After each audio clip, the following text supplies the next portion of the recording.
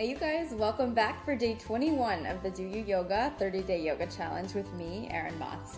So today is the day that all of you have been waiting for. We're going to be tackling headstands. So don't worry, I know that sounds super intimidating, but we're going to take it one step at a time, just like everything else. And at the very least, you'll know kind of the next steps to follow in order to get yourself there. So we're going to meet in a down dog at the top of our mat. So let's get started. Okay, so we're going to start in down dog. So lean onto the hands, tuck the toes under, and find downward facing. You can pedal out the legs a few times. We're going to hold here for a little while. Not too long, but a few breaths. So what I want you to do, just to kind of warm up the backs of the legs, one of the things that I think is really important for coming up into a headstand is flexibility in the backs of the legs, because it really helps your range of motion when you're pressing up. So the heels may not be touching the floor. And if that's the case, I want you to bend the right knee deeply and press the left heel all the way down. So try to get it as close to the floor as you can. So you're pushing really strongly into both palms, relaxing the head and the neck, and just feel that stretch down the back of the left leg. And continue to breathe. Try to relax the neck, relax the shoulders.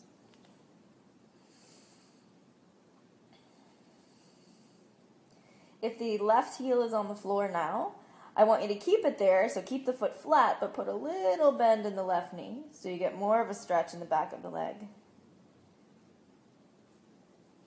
And take a couple more breaths.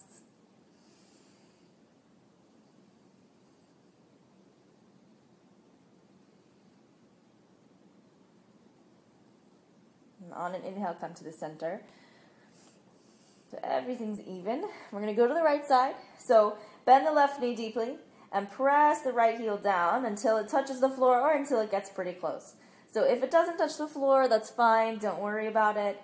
Just keep lengthening down the back of that leg and allowing the heel to sink down. If the right heel is touching the floor, keep it there, but put a little bend in the right knee, just enough to feel it deeper into the calf, but not enough so that it comes off the mat. So take a few breaths.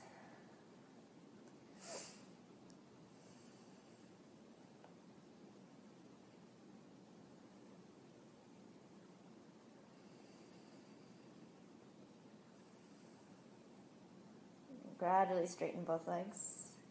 Pedal them out. Right and left. Push evenly into the hands and settle in. On your next inhale, shift the weight forward to plank. And exhale, slowly press down between the elbows. Knees can be down or up. On an inhale, come up to cobra or up dog. Exhale, take it back, downward facing. Press the heels down towards the floor. Take a few breaths.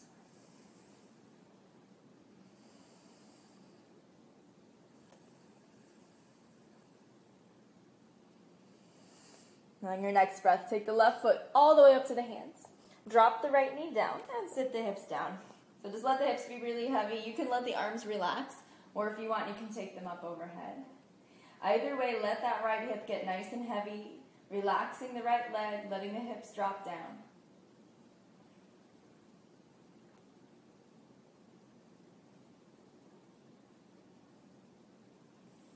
Take a couple more breaths.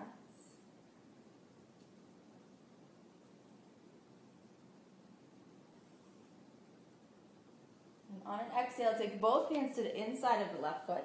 And you can just lean on the hands here if you want to. If you do need a little bit more, remember you can always drop down to the forearms. So keep the back nice and flat. Keep reaching the sternum forward. So try not to let the chest cave in. You don't want to collapse the upper body. Keep reaching forward. Take a couple breaths here. And just allow the hips to soften, especially that right leg. Relax the top of the right leg.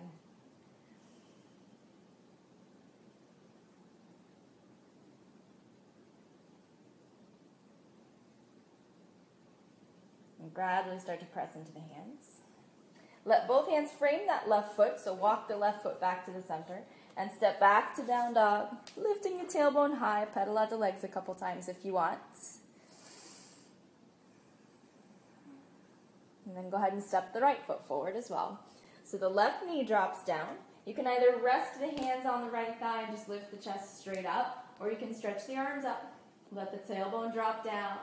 Keep softening that left leg. Find one point to focus on. Breathe.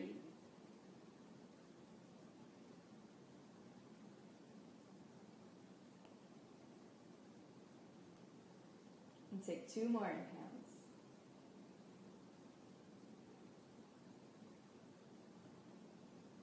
And with that last exhale, take both hands down to the inside of the right foot.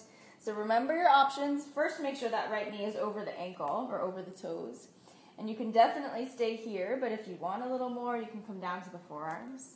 Make sure you don't cave the chest in. Keep reaching the sternum forward, letting the left hip drop.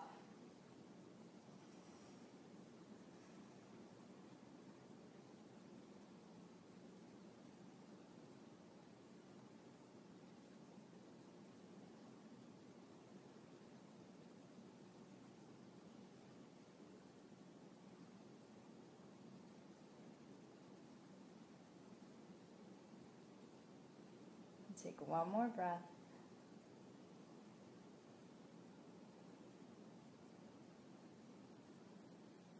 And gradually press onto the hands. Walk the right toes forward so that everything faces in front of you. Frame the foot, step up and back, downward facing dog. Pedal out the legs a few times again.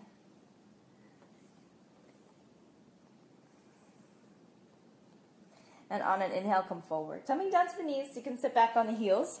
I just want you to sit up. So there are certainly so many things that you can do to prep for a headstand. There are different strengthening exercises for the shoulders like we did yesterday, or more stretches to kind of increase flexibility in the legs. So if you're not warm enough and you feel a little bit like you could use more, feel free to go back and do any of the other days that we did prior to this one. But if you just want the basics of going up into headstand, that's what we'll tackle now.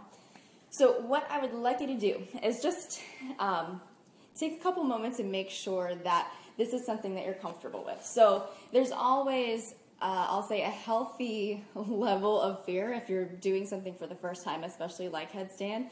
So a few things that I want you to know. If you have any type of like recent rotator cuff injury, like in the shoulder or in the neck, if you have glaucoma, if your blood pressure is too low or too high often, you're probably going to be better off just sitting this one out. Now there are plenty of other like more mild inversions, like sitting with your legs up a wall, or just taking child's pose, or continuing to stretch the same way that we did. So you can always take those options. If you are ready to go into a headstand, I'm going to give you 3 tips that I think are really, really essential when learning this one, especially for the first couple times. So the first thing is where the pressure on the head is going to go. Now, I'm just going to say that this is not completely scientific and official or anything, but it will give you a good general guideline, give or take, for where the pressure on the head goes. So, are you ready? Okay. We're going to take the right hand to make an L.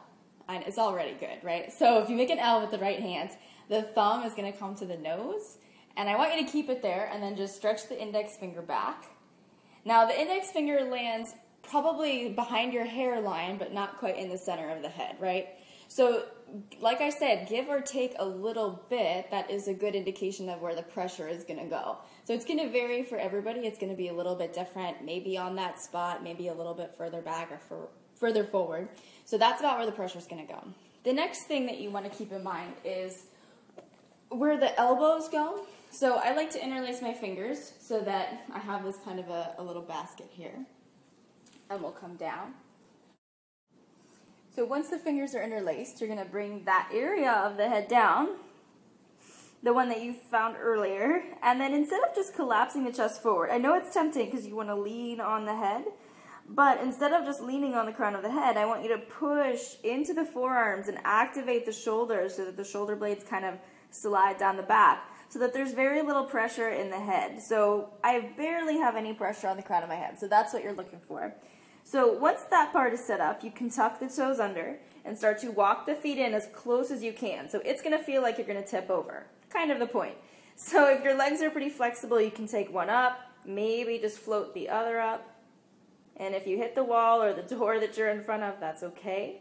Energizing through both feet. If your legs are not that flexible, I want you to avoid heaving your body up into the air. So I don't want you to jump really hard into a headstand ever, because you don't want to roll the neck. So if your legs aren't super flexible and you can't just step up into it, you can tuck the knees into the chest. Think like a little cannonball. So keeping in that same position, you can walk the feet in really close and just take the feet in, hugging the knees in close, and then maybe stretching them up.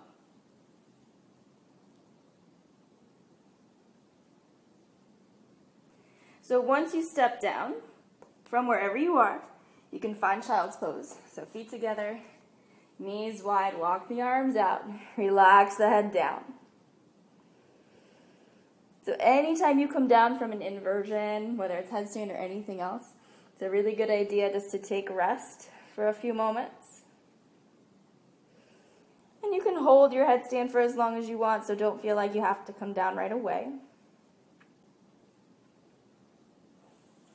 Take a couple breaths here.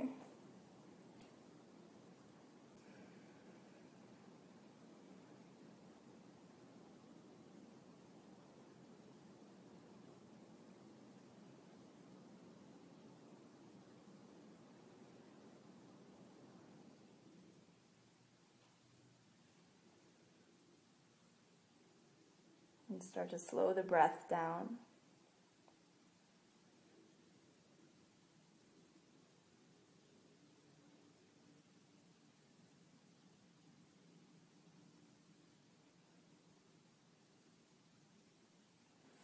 And gradually walk the hands back in, finding a comfortable seat. Sitting evenly on both hips. Let the shoulders relax back and down.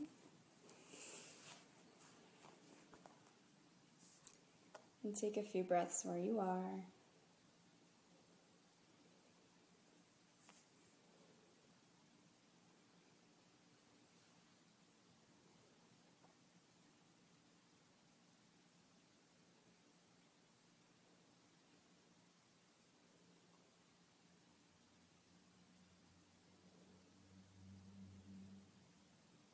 And on an inhale, sweep the arms up overhead.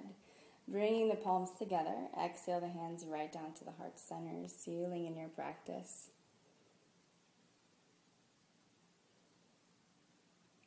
And let the eyes open. Namaste. Thank you guys so much for joining me today. I hope that was fun. Come on back tomorrow. We're actually going to be doing something restorative again. So something a little bit calmer to kind of ease us into the rest of the week. Get your daily yoga at doyouyoga.com and be sure to follow me on Facebook. As always, be good, feel good, and I'll see you right back here tomorrow.